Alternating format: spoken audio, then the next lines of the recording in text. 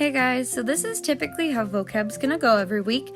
You will watch this introduction video on Mondays so that you can learn a little bit about the words and hear me explain them, and then afterwards, later in the day or anytime after you watch this video, you guys are gonna do some practice work that will help you to just kind of ingrain it into your mind so that by the time you take your test on Friday, you're gonna ace it. So here we go. Here is the list of 10 words that we have this week for vocabulary. The first word is discomfort. Discomfort means the state of being tense and feeling pain. So if I were to use it in a sentence, I would say the man felt a lot of discomfort, so he had to go to the doctors. Our next word is companion. A companion is a traveler who goes along with someone else. So if I were to use it in a sentence, I could say, my sister was my companion on our cross-country road trip. Our next word number 3 is injustice. Injustice is the practice of being unfair. So if I were to use this in a sentence, I could say, Ellie felt that she was subject to injustice because she always had to load the dishwasher every night, and her brothers got away with everything and didn't have to do any chores. Number 4 is postpone. Postpone means to put off until a later time.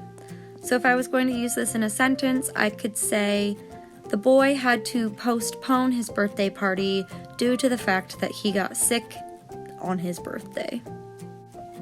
Our next word is miniature. Miniature means being on a very small scale. If I was going to use this in a sentence, I could say, the girl had to make a miniature replica of a Civil War battle for her history class. The next word is stifle. Stifle means to smother or suppress. So if I wanted to use this in a sentence, I could say, when I went into the store, I had to stifle a cough, otherwise everyone would fear I had the coronavirus. Word number 7 is ragged. Ragged means worn out from stress or strain. If I wanted to use this in a sentence, I could say, the man felt very ragged from the high pressure of his job. Word number 8, mimic. The word mimic means to imitate. So if I wanted to use it in a sentence, I could say, the boy thought it was funny to mimic his sister because it made her really frustrated. Word number 9 is musty. Musty means stale smelling. So if I wanted to use this in a sentence, I could say, the attic in my grandma's house always smells super musty. Finally, our last word is vein.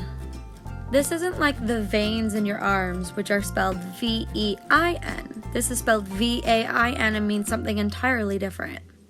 This spelling and this version of the word vein means unsuccessful. So if I wanted to use it in a sentence, I could say, all my extra hours of practice at home by myself were in vain. I simply couldn't beat Mr. Ullery in chess. So these are our 10 vocab words for this week, and there will be a test on Friday.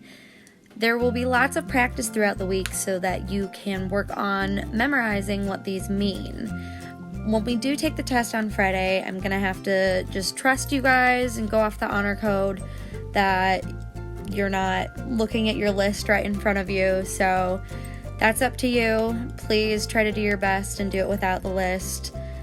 The grade is not going to be a huge chunk of your grade, so if you miss a few, the world will not end, I promise. Typically, we won't have 10 words, but since we are doing this as like a practice week and we don't have some other stuff that we're going to add in eventually, I threw in a few more words. Typically, we'll have between 6 and 8 words, but like I said, this week's just going to be a little bit different.